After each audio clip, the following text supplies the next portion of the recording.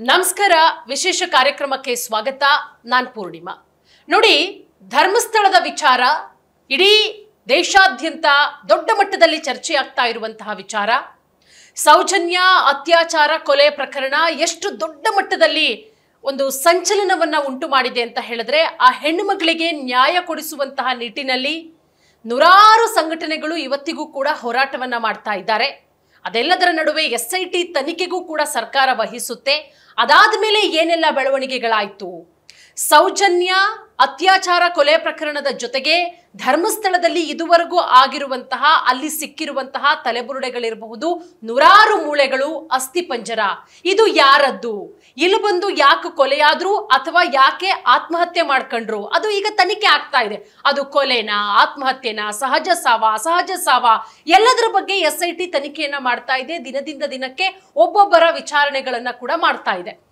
ನೋಡಿ ಒಂದಷ್ಟು ಅಪ್ಡೇಟ್ಗಳನ್ನ ಕೊಡ್ತಾ ಹೋಗ್ತೀವಿ ಏನೆಲ್ಲ ಆಗ್ತಾ ಇದೆ ಸದ್ಯದ ಬೆಳವಣಿಗೆ ಏನು ಬೇರೆ ಯಾವುದೆಲ್ಲ ಸ್ಫೋಟಕ ವಿಚಾರಗಳು ಹೊರಗಡೆ ಬರ್ತಾ ಇದೆ ಅಂತ ಹೇಳಿ ಈಗ ಒಂದಷ್ಟು ವಿಚಾರಗಳು ಹೊರಗಡೆ ಬರ್ತಾ ಇರೋದು ಅದು ಕೋವಿಡ್ ಟೈಮಲ್ಲಿ ಆಗಿರುವಂತಹ ಒಂದಷ್ಟು ಘಟನೆಗಳು ಈ ಕೋವಿಡ್ಗೂ ಈ ಧರ್ಮಸ್ಥಳದ ವಿಚಾರಕ್ಕೂ ಏನ್ ಲಿಂಕು ಎಸ್ ಅದರ ಬಗ್ಗೆ ನಿಮಗೆ ಕಂಪ್ಲೀಟ್ ಆದಂತ ಮಾಹಿತಿಯನ್ನ ಈ ಎಪಿಸೋಡ್ ಅಲ್ಲಿ ತಿಳಿಸ್ಕೊಡ್ತಾ ಹೋಗ್ತೀವಿ ಎಂದಿನಂತೆ ನನ್ನ ಜೊತೆಗಿದ್ದಾರೆ ನಾಡಿನ ಹಿರಿಯ ಪತ್ರಕರ್ತರಾದಂತಹ ಶಶಿಧರ್ ಭಟ್ ಸರ್ ಅವರು ಕಾರ್ಯಕ್ರಮಕ್ಕೆ ಸ್ವಾಗತ ಮಾಡೋಣ ಸರ್ ಕಾರ್ಯಕ್ರಮಕ್ಕೆ ಸ್ವಾಗತ ಸರ್ ಒಂದ್ ರೀತಿಯಲ್ಲಿ ಇದು ನಿಗೂಢತೆಯನ್ನ ತೆರ್ಕೊಳ್ತಾ ಇದೆ ಬೇರೆ ಬೇರೆ ಆಯಾಮಗಳನ್ನ ಪಡ್ಕೊಳ್ತಾ ಇದೆ ನೋಡಿ ಈಗ ಕೊರೋನಾ ಲಾಕ್ ಡೌನ್ ಆದಂತಹ ಸಂದರ್ಭ ಅದರಿಂದ ಜನ ಹೊರಗಡೆ ಬರೋದಕ್ಕೆ ಎಷ್ಟೋ ಜನ ಇನ್ನೂ ಕೂಡ ಅದು ಆಗ್ತಾ ಇಲ್ಲ ಅಷ್ಟರ ಮಟ್ಟಿಗೆ ಲಾಸ್ ಆಗ್ತಾರೆ ಎಷ್ಟೋ ಜನ ಊರುಗಳನ್ನ ಬಿಟ್ಟು ಹೊರಟೋಗ್ಬಿಡ್ತಾರೆ ಬಿಸ್ನೆಸ್ನ ಲಾಸ್ ಮಾಡ್ಕೊಳ್ತಾರೆ ಅದನ್ನ ಕೊರೋನಾ ಅಂತ ಕೇಳಿದ್ರೇನೆ ಭಯ ಬೀಳ್ತಾರೆ ಜನ ಲಾಕ್ಡೌನ್ ಅಷ್ಟರ ಮಟ್ಟಿಗೆ ತತ್ತರಿಸಿದಂತಹ ವಿಚಾರ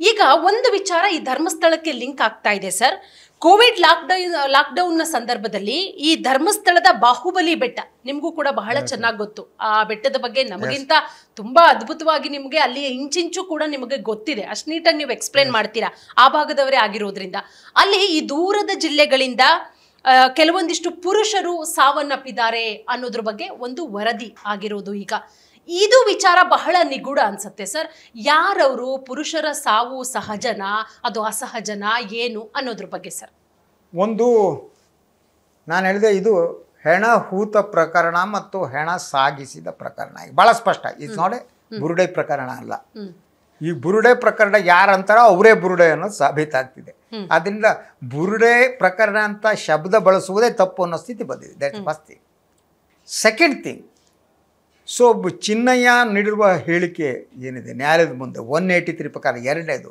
ಅದು ಮೋಸ್ಟ್ ಇಂಪಾರ್ಟೆಂಟ್ ಥಿಂಗ್ ಅದರ ಸುತ್ತ ಭಾಳ ಇದೆ ಅದನ್ನು ಮಾತಾಡೋಣ ಈಗ ನೀವು ಪ್ರಸ್ತಾಪ ಮಾಡಿದ್ರಿ ಕೊರೋನಾ ಸಂದರ್ಭದಲ್ಲಿ ಹೆಣ ಸಿಕ್ಕಿತ್ತು ಎಲ್ಲಿ ಬಾಹುಬಲಿ ಬೆಟ್ಟದಲ್ಲಿ ಅದು ಯಾಕೆ ಮಹತ್ವ ಅಂದರೆ ನೀವು ಯಾವುದೇ ಒಂದು ಹೆಣವನ್ನಾದ್ರೂ ಈಗ ನೇರವಾಗಿ ಹೊಗೆ ಕೂಡುದು ಅದಕ್ಕೆಲ್ಲ ನಿಯಮಗಳಿವೆ ಅಲ್ವಾ ಅದು ಒಂದು ಪಾರ್ಟ್ ಅದು ಎಸ್ಪೆಷಲಿ ನೀವು ಕೊರೋನಾ ಬಂದ ಸಂದರ್ಭದಲ್ಲಿ ಆ ಕೊರೋನಾ ಬಂದಂಥ ದೇಹ ಆಗಿದ್ದರೆ ಅದನ್ನು ನೀವು ಹಾಗೆ ಮಾಡೋಕ್ಕಾಗಲ್ಲ ಅದಕ್ಕೆ ಸೊ ಭಾಳ ಇಂಪಾರ್ಟೆಂಟ್ ಆದ್ದು ಹಾಗಿದ್ದರೆ ಕೊರೋನಾ ಬಂದ ಸಂದರ್ಭದಲ್ಲಿ ಹೆಣ ಹೇಗೆ ಬಂದು ಬಿತ್ತೋದು ಯಾಕೆ ಅದು ಒಬ್ಬ ಉತ್ತರ ಕನ್ನಡದವ್ರನ್ನ ಒಬ್ಬದು ಅಂತ ಹೇಳಲಾಗ್ತಾ ಇದೆ 20 to 40% ಅಂತಾರೆ ಎಕ್ಸಾಕ್ಟ್ ಗೊತ್ತಿಲ್ಲ ಅಂದರೆ ಇಡೀ ಅಲ್ಲಿ ಹೆಣ ಬೀಳೋದೇನಿದೆ ಅದರ ಹಿಂದೆ ಯಾವುದೋ ನಿಗೂಢ ಸತ್ಯ ಇದೆ ಸಮಥಿಂಗ್ ಫಿಶಿ ಸೊ ನೀವು ಕೊರೋನಾ ಸಂದರ್ಭದಲ್ಲಿ ಯೂಸ್ವಲಿ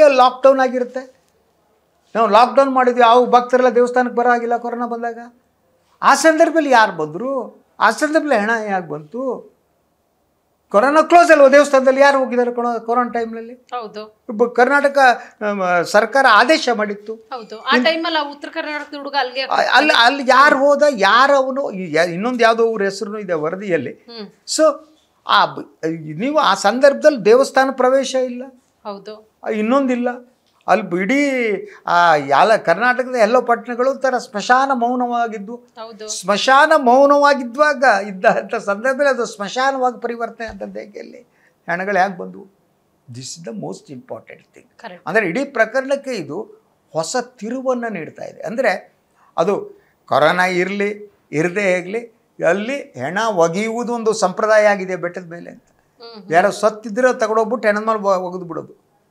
ಅದು ಇಲ್ಲಿ ಸಂಪ್ರದಾಯ ಆಗಿದೆ ಅನ್ನುವ ಅನುಮಾನ ಏನಿದೆ, ಅನುಮಾನ ಬರುತ್ತೆ. ಈ ಅನುಮಾನ ಪ್ರಾರಂಭ ಆಗೋದು ನೋಡಿ. ಈಗ ನೀವು ಸ್ವಲ್ಪ ಚರ್ಚೆ ಮಾಡಿದ್ವಿ ಅನ್ಸುತ್ತೆ. ಚಿನ್ನಯ್ಯ ಅವನು 183 ಪ್ರಕಾರ ನೀಡಿದೆ ಎರಡನೇ ಹೇಳಿಕೆ. ಭಾಳಷ್ಟು ಜನ ಏನು ಅಂದ್ಕೊಂಡಿದ್ರು, ಅವನು ತಪ್ಪೊಪ್ಪಿಗೆ ಹೇಳ್ತಾನೆ, ಮೊದಲು ಹೇಳಿ ಸುಳ್ಳು ಅಂತ ಹೇಳಕ್ಕೆ ಬಂದಿದ್ದಾನೆ, ಎಲ್ಲ ಆಗಿದೆ ಪೊಲೀಸ್. ಅವನು ಎಂಥ ಇಂಟೆಲಿಜೆಂಟ್ ಆ್ಯಂಡ್ ಸೆನ್ಸಿಟಿವ್ ಫೆಲೋ ಅನ್ಸುತ್ತೆ ಅಂದರೆ, ಅವನು ನ್ಯಾಯಾಧೀಶರ ಮುಂದೆ ಒಂದು ಹೇಳಿಕೆ ಕೊಟ್ಟಿದ್ದೇನಿದೆ ಅದು ಅವನ ಮೊದಲನೇ ಹೇಳಿಕೆಗೆ ಸಂಬಂಧ ಹಾಗೇ ಇದೆ. ಲಿಟ್ಲ್ ಬಿಟ್ ಚೇಂಜಸ್ ಇದೆ, ವ್ಯತ್ಯಾಸ ಇಲ್ಲ. ಅದ್ರ ಜೊತೆಗೆ ಅವನು ಹೇಳಿದ್ದು, ಒಂದೇ ಸ್ಥಳದಲ್ಲಿ ಪೂರ್ಣಿಮಾ ನಾನು 10 ಹೆಣಗಳನ್ನು ಹೂತಿದ್ದೇನೆ ಅಂತ ಹೇಳಿದೆ. ಒಂದೇ ಸ್ಪಾಟ್ ಅಂತ ಅವನು ನ್ಯಾಯಾಧೀಶರ ಮುಂದೆ ಹೇಳಿದ್ದಾನೆ. ನ್ಯಾಯಾಧೀಶರು ಆ ವರದಿ ಏನಿದೆ ಅವರು ತಗೊಂಡಿದ್ದನ್ನ ಆ ವಿವರಗಳನ್ನು SIT ಕೊಟ್ಟಿದ್ದಾರೆ. ಈಗ ನಾವು SIT is in a fix. ಅವರು SIT ಒತ್ತಡ ಬಂದು ಎಲ್ಲ ಮಾಡಿ ಮುಚ್ಚಿಬಿಟ್ಟು ಬಾಗಿಲಾಕೊಂಡು ಹೋಗೋಣ ಬೆಳ್ತಂಗಡಿ ಬಿಟ್ಬಿಟ್ಟು ಓದ್ಕೊಂಡಿದ್ರು. ಈಗ ಅವ್ರು ತನಿಖೆ ಮಾಡಬೇಕು, ಉತ್ಖನನ ಮಾಡ್ಬೇಕು. ಅವ್ನು ಹೇಳಿ ಜಾಗ ತೋರ್ತೀನಿ ಅಂತ ಹೇಳಿದಾನೆ. ಆಮೇಲೆ ಮತ್ತಾಗಿಬೇಕು. ಇಡೀ ಪ್ರಕರಣ ಒಂದು ರೀತಿಯಲ್ಲಿ ರೀಓಪನ್ ಆದಾಗೆ ನೋಡಿ. ಎಷ್ಟರ ಮಟ್ಟಿಗೆ ಆಗಿತ್ತು ಅಂದ್ರೆ, ಪ್ರಕರಣ ಮುಗಿದೋಯ್ತು ಅಂತೇಳಿ ವೀರೇಂದ್ರ ಹೆಗ್ಡೆ ಅವರು ಸಂತೋಷ ಪಟ್ಟು ಕರೆದ್ಬಿಟ್ಟು ಭಾಷಣ ಮಾಡಿ ಧನ್ಯವಾದ ಅಂತೇಳಿ, ನೀರು ಬೆಳೆದಂಗ ಆಯ್ತು, ಇನ್ನೇನೋ ಆಯ್ತು ಅಂತೇಳಿ ಎಲ್ಲ ಸಂತೋಷ ಪಟ್ಟು ದೇವ್ರು ನಮ್ಮ ಜೊತೆಲಿದ್ದಾರೆ ಅಂತ ಹೇಳ್ಬಿಟ್ಟು ಎಲ್ಲರೂ ಕುಣಿದಾಡ್ಬಿಟ್ರಲ್ರಿ. ಜಗತ್ತು ಮುಗಿದೋಯ್ತು ಅಂತ ನಮ್ಮ ಮಾಧ್ಯಮದವರು ಅವ್ರು ಕುಣಿದಾಡಿದ್ರು. ಅವ್ರ ರಕ್ಷಣೆ ನಿಂತವ್ರು ತಲೆ ಕೆಳಗೆ ನಿಂತ್ಕೊಳ್ಳೋದನ್ನು ಬಾಕಿ ಸಂತೋಷವೋ ಸಂತೋಷ. ಈಗ ಪ್ರಕರಣ ಇನ್ನೊಂದು ಹಂತಕ್ಕೆ ಹೋಯಿತು. ಅದರಿಂದ ಈಗ ಅವ್ರು ಹೇಳಿದ, ಈಗ 10 ಹೆಣವನ್ನು ಒಂದು ಕಡೆ ಹೂಳಿದ್ದು ಒಂದು ಕಡೆ ಆದರೆ, ಈ ಹೆಣ್ಣುಗಳು ಯಾರು ಅನುಮತಿ ಕೊಟ್ಟಿದ್ದವರಿಗೆ ಬಂಗ್ಲೆ ಗುಡ್ಡದ ಮೇಲೆ ಕೊರೋನಾ ಸಂದರ್ಭದಲ್ಲಿ ಅಲ್ಲಿ ಹೆಣ ಬಿದ್ದಿದೆ ಅಂದರೆ ಏನರ್ಥ? ಅದು ಅಂದರೆ ಇನ್ನಷ್ಟು ನಿಗೂಢ ಆಗ್ತಾ ಇದೆ. ಅದು ಭಾಳ ಸರಳವಾಗಿಲ್ಲ. ಅದ್ರ ಜೊತೆಗೆ ಅವರ ಇವರು ಮಹಾಬಲ್ ಶೆಟ್ಟಿನ ಯಾರವರು KS ಹೆಗ್ಡೆ ಆಸ್ಪತ್ರೆ, ಎಲ್ಲ ಹೆಣ್ಣುಗಳು KS ಹೆಗ್ಡೆ ಆಸ್ಪತ್ರೆಗೆ ಹೋಗ್ತಾರೆ. ಪ್ರೈವೇಟ್ ಹಾಸ್ಪಿಟ್ಲ್ ಸತತವಾಗಿ ಅಲ್ಲಿ ಹೋಗುತ್ತೆ, ಅಲ್ಲಿಂದ ಬರುತ್ತೆ. ಯಾವುದು ಇನ್ನೊಂದು ರಿಪೋರ್ಟ್ ಬಂತು ನಿನ್ನೆ, ಏನು ಅಂದರೆ ಒಂದೇ ದಿನ 70 ಹೆಣಗಳನ್ನು ಧರ್ಮಸ್ಥಳದಲ್ಲಿ ಅಂತ ಇದು ಮಾಡಲಾಗಿದೆ. 70 ಒಂದೇ ದಿನ. ಒಂದು ದಿನ ಅಂದ್ರೆ ಬೆಳಗ್ಗೆ ಹೆಣ ಸಿಗುತ್ತೆ, ಸಂಜೆ ಹೋಗ್ಬಿಟ್ಟು ಮುಗಿಸ್ಬಿಟ್ಟು.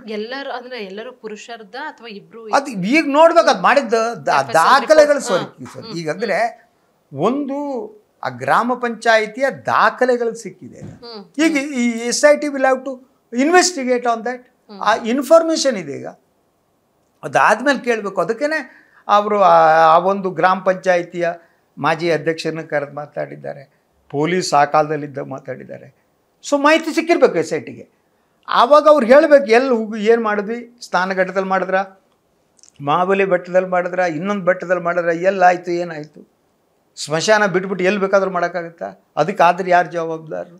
ಹೀಗೆ ಇದಕ್ಕೆ ಇಡೀ ಪ್ರಕರಣಕ್ಕೆ ಪೂರ್ಣಿಮಾ ಹಲವು ರೀತಿಯ ಆ್ಯಂಗಲ್ಗಳಿವೆ. ಆ ಆ್ಯಂಗಲ್ ಪ್ರಕಾರ ಈಗ SIT ಎನ್ಕ್ವೈರಿ ಮಾಡಬೇಕಾಗಿದೆ. ಅದಕ್ಕೆ ಈ ಲೇಟೆಸ್ಟ್ ಈಗ ಕೊರೋನಾ ಸಂದರ್ಭದಲ್ಲೂ ಅಲ್ಲಿ ಹೆಣ ಬೀಳೋದು ನಿಂತಿಲ್ಲ. ಕೊರೋನಾ ಇದ್ದಾಗಲೂ ಅಲ್ಲಿ ಹೆಣ ಬೀಳ್ತಿತ್ತು, ಬಂದು ಸಾಯ್ತಿದ್ರು ಅಂತಂದರೆ ಅದರ ಹಿಂದೆ ಇನ್ನೇನೋ ಇದೆ. ಯಾಕೆಂದರೆ ಕೊರೋನಾ ಇದ್ದ ಸಂದರ್ಭದಲ್ಲಿ ಜನ ಬರೋಕ್ಕೆ ಸಾಧ್ಯ ಇಲ್ಲ. ಬಸ್ಗಳಿದ್ವಾ? ಇಲ್ಲ. ಎಲ್ಲೂ ಬಸ್ಗಳು ಹೊರಗಡೆ ಓಡಾಡಕ್ಕೆ ಬಿಡ್ತಿರ್ಲಿಲ್ಲ. ಆಗಿದ್ದಾಗ ಅಲ್ಲಿ ಎಲ್ಲಿಂದ ಬಂತು ಆ ಹೆಣ? ಯಾವ್ದು ಅಲ್ಲಿಯವನ ಅಲ್ಲ.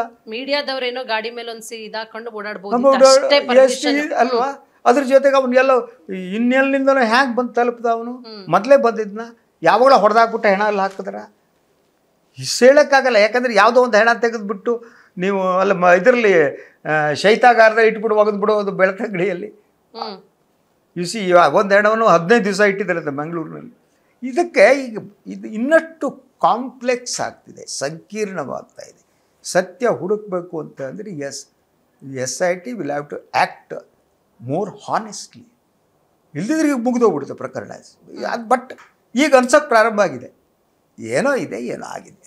ಖಂಡಿತವಾಗ್ಲೂ ಸರ್. ಈಗ ಹೆಂಗೆ ಅಂತ ಹೇಳಿದ್ರೆ, ಯಾರೋ ಒಬ್ಬ ವ್ಯಕ್ತಿ ಬಂದು ಅಲ್ಲಿ ಸಾಯ್ತಾನೆ ಅಂತ ಹೇಳಿದ್ರು ಯಾರ ವ್ಯಕ್ತಿ ಅಲ್ಲಿ ಸಾಯೋದಕ್ಕಾದ್ರೂ ಏನು ಕಾರಣ, ಅಥವಾ ಧರ್ಮಸ್ಥಳಕ್ಕೆ ಬಂದು ಯಾಕೆ ಸಾಯ್ಬೇಕು ಅನ್ನೋದು ಈಗಿರುವಂತಹ ಪ್ರಶ್ನೆ. ಅಥವಾ ಆತನ ಕೊಲೆ ಆಗಿದೆ ಅಂತ ನಾವು ಅನ್ಕೊಂಡ್ರು ಕೂಡ ಗೊತ್ತಿಲ್ಲ ಅಲ್ಲಿ ಏನಾಗಿದೆ ಅಂತ. ರಿಪೋರ್ಟ್ ಬರಬೇಕು, SIT ತನಿಖೆ ಆಗಬೇಕು. ಸರಳವಾಗಿ ಧರ್ಮಸ್ಥಳಕ್ಕೂ ಕುಕ್ಕೆ ಸುಬ್ರಹ್ಮಣ್ಯಕ್ಕೂ 40 ಕಿಲೋಮೀಟರ್ ಅಷ್ಟೇ, 40 ಚಿಲ್ಲರೆ, 45 ಮಿನಿಟ್ಸ್ ಆಯ್ತಾ? ನೀವು ಅಲ್ಲೂ ನದಿ ಇದೆ, ನೇತ್ರಾವತಿ ಅಲ್ವಾ? ನೀವು ಕುಕ್ಕೆ ಸುಬ್ರಹ್ಮಣ್ಯದಲ್ಲೂ ನದಿ ಇದೆ, ಇಲ್ಲೂ ನದಿ ಇದೆ. ಆ ನದಿಲಿ ಯಾಕೆ ಹಣ ಬೀಳಲ್ವಾ? ಈ ನದಿಲಿ ಯಾಕೆ ಹಣ ಬೀಳ? That is the simplest thing. ಅಲ್ಲಿ ಯಾಕೆ ಹೆಣ್ಮಕ್ಳು ಸಾಯಲ್ಲ? ಕುಕ್ಕೆ ಸುಬ್ರಹ್ಮಣ್ಯದಲ್ಲಿ ಯಾಕೆ ಸಾಯಲ್ಲಪ್ಪ? ಅವ್ರು ಆತ್ಮಹತ್ಯೆ ಮಾಡ್ಕೊಳ್ಳೋರು ಕುಕ್ಕೆ ಸುಬ್ರಹ್ಮಣ್ಯ ಚೆನ್ನಾಗಿದೆ, ಸಾಯೋದಿದ್ರೆ ನೇತ್ರಾವತಿ ನದಿ ಇದೆ, ಅದು ನೀರು ಹರಿಯುತ್ತೆ, ಈ ಕಡೆ ಮೇಲೆ ಹೋಗ್ಬೋದು, ಮಳೆ ಗುಡ್ಡಗಳಿದೆ, ಸಾಯ್ಬೋದು. ನೀರು. ವೈ ಪೀಪಲ್ ಓನ್ಲಿ ಸಿಲೆಕ್ಟಿಂಗ್ ಧರ್ಮಸ್ಥಳ ಅನ್ನೋದು ಪ್ರಶ್ನೆ. ಯಾಕೆ ಸಾಯ್ತಾರೆ ಅಲ್ಲೇನೆ? ಹೆಣ್ಣುಮಕ್ಳು ಯಾಕೆ ಸಾಯ್ತಾರೆ? ಗಂಡಸರು ಯಾಕೆ ಸಾಯ್ತಾರೆ? ಹೌದು. ಸೊ ಈ ಪ್ರಶ್ನೆಗೆ ಉತ್ತರ ಯಾಕಂದ್ರೆ ಧರ್ಮಸ್ಥಳಕ್ಕೆ ಹೋದಂತ ಭಕ್ತಾದಿಗಳು ಕುಕ್ಕೆಗೆ ಹೋಗದೆ ಬರೋದೇ ಇಲ್ಲ. ಹೋಗ್ತಾರೆ, ಹೋಗ್ತಾರೆ, ಹತ್ರ ಇರೋದು ಹೋಗೇ ಹೋಗ್ತಾರೆ. ಅದು ಧಾರ್ಮಿಕ ಕ್ಷೇತ್ರವೇ ತಾನೆ. ಅಂದರೆ ಇಲ್ಲಿ ನೋಡಿ, ಕರ್ನಾಟಕದಲ್ಲಿ ಎಷ್ಟೋ ಧಾರ್ಮಿಕ ಕ್ಷೇತ್ರ ಇದೆ. ಉಳಿದ ಯಾವುದೂ ಧಾರ್ಮಿಕ ಕ್ಷೇತ್ರದಲ್ಲಿ ಈ ರೀತಿ ಹೆಣ ಬೀಳಲ್ಲ. ಎಲ್ಲೋ ಎಷ್ಟೋ ವರ್ಷಗಳ ನಂತರ ಯಾರೋ ಒಬ್ರು ಆತ್ಮಹತ್ಯೆ ಮಾಡ್ಕೊಂಡಿದ್ದು ಬರ್ಬೋದು. ಇಲ್ಲಿ ಉಳಿದಂತೆ ಇಲ್ಲಿಯೇ ಯಾಕೆ ಬರುತ್ತೆ? ಸೊ ನೋಡಿ, ಅದು ಇಡೀ ಪ್ರಕರಣ ಏನಿದೆ, ಪ್ರಕರಣದ ನಿಗೂಢತೆ ಇರುವುದು ಅಲ್ಲೇ. ಯಾರೋ ಇದ್ದಾರೆ ಅಲ್ಲಿ, ಏನೋ ನಡೀತಾ ಇದೆ. ಅವ್ರಿಗೆ ಆಗದಿರೋರು ಗಂಡಸರನ್ನು ಹೊಡೆದಾಕ್ಬಿಡ್ಬೋದು, ಹೆಣ್ಮಕ್ಳ ಮೇಲೆ ಅತ್ಯಾಚಾರ ಮಾಡಿರ್ಬೋದು, ಅದನ್ನ ಯಾರೋ ನೋಡಿದವ್ರು ಹೊಡೆದಾಕಿರ್ಬೋದು. ಸೊ ಇದೆಲ್ಲ ಸಾಧ್ಯತೆಗಳೇನಿದೆ ಸ್ಟಿಲ್ ಇಟ್ಸ್ ಓಪನ್ ಆಗಿದೆ ಅಂತ. ಅದರ ನಡುವೆ ನೋಡಿ, ಈಗಲೇ ಲೇಟೆಸ್ಟ್ ಏನೋ ನೋಡಿದೆ ನಾನು, ಯಾರೋ ಯೂಟ್ಯೂಬರ್ ಮೇಲೆ ಸ್ಟೇಟಸ್ ಏನೋ ಮಾಡಿದ್ದಾರೆ ನ್ಯಾಯಾಲಯದಲ್ಲಿ ನಿನ್ನೆನ ಮೊನ್ನೆ. Why they are doing like that? ಸುಳ್ಳು ಪ್ರಚಾರ, ಅಪಪ್ರಚಾರ. ಪ್ರಚಾರ ಯಾವುದು, ಅಪಪ್ರಚಾರ ಯಾವುದು? ಫ್ಯಾಕ್ಟ್ಸ್ ಇದ್ದರೆ we are discussing the facts. But ಯಾಕೆ ಭಯ? ಯಾಕೆ? ನನಗೆ ಭಾಳ ಸಂದರ್ಭ ಅನಿಸೋದು, ವೀರೇಂದ್ರ ಹೆಗ್ಡೆಗೆ ಭಯ. ಪಾಪ ಅವ್ರಿಗೆ ಯಾವುದೋ ದೃಷ್ಟಿಗೆ ಭಯ ಇದೆ, ಭಯದಲ್ಲಿದ್ದಾರೆ ಅವರು. ಇಡೀ ಅವ್ರ ಕುಟುಂಬ ಭಯದಲ್ಲಿದೆ ಅಂತ ನನಗೆ. That is what I feel. ಖಂಡಿತ ಸರ್. ನೋಡೋಣ ಸರ್, ಈಗ ಹೊಸ ತಿರುವುಗಳನ್ನ ಪಡ್ಕೊಳ್ತಾ ಇದೆ. ಈಗ ಕೊರೋನಾ ಲಾಕ್ಡೌನ್ಗೆ ಲಿಂಕ್ ಆಗ್ತಾ ಇರೋದ್ರಿಂದ ಇದು SITಗೆ ಖಂಡಿತವಾಗ್ಲೂ ಕೂಡ ದೊಡ್ಡ ಮಟ್ಟದ ತಲೆನೋವು. ನೀವು ಹೇಳಿದಾಗೆ ಅಷ್ಟು ಈಸಿಯಾಗಿ ತನಿಖೆನ ಮುಗಿಸಿ ರಿಪೋರ್ಟ್ ಕೊಡೋದಕ್ಕಂತೂ ಸಾಧ್ಯ ಇಲ್ಲ. ಇದು ಹೆಂಗಾಗ್ತಿದೆ ಅಂದರೆ ದಿನ ಬೇರೆ ಬೇರೆ ವಿಚಾರಗಳು ತೆರ್ಕೊಳ್ತಾ ಇದೆ. ಹಾಗಾಗಿ ಸ್ವಲ್ಪ ಸಮಯ ಅಂತೂ ಬೇಕಾಗತ್ತೆ. ಇಮಿಡಿಯೇಟ್ ಆಗಿ ರಿಪೋರ್ಟ್ ಕೊಡೋಕ್ಕಾಗಲ್ಲ. ಪರಮೇಶ್ವರ್ ಅವರು ಹೇಳ್ದಂಗೆ ಬೇಗ ವರದಿ ಸಿದ್ಧ ಆಗ್ಬಿಡುತ್ತೆ, ಈ ಇನ್ವೆಸ್ಟಿಗೇಷನ್ ಮುಗಿದಿದೆ ಅಂತ ಹೇಳೋದಕ್ಕೆ ಅದು ಸಾಧ್ಯನೇ ಇಲ್ಲ. ಸೊ ಹಾಗಾಗಿ SIT ಏನು ಮಾಡುತ್ತೆ, ಅಲ್ಲಾಗಿರುವಂತಹ ನಿಗೂಢ ಸಾವುಗಳು ಅದನ್ನು ಯಾವ ರೀತಿ ಭೇದಿಸುತ್ತೆ, ಅದರ ಜೊತೆಗೆ ಸೌಜನ್ಯ ಅತ್ಯಾಚಾರ, ಕೊಲೆ, ಆ ಹೆಣ್ಣುಮಗಳ ಕುಟುಂಬಕ್ಕೆ ನ್ಯಾಯ ಸಿಗಲೇಬೇಕಾಗತ್ತೆ. ಆ ನಿಟ್ಟಿನಲ್ಲಿ ಏನು ಮಾಡುತ್ತೆ ಅನ್ನೋದನ್ನು ನಾವು ಮುಂದಿನ ದಿನಗಳಲ್ಲಿ ಡಿಸ್ಕಸ್ ಮಾಡ್ತಾ ಹೋಗೋಣ.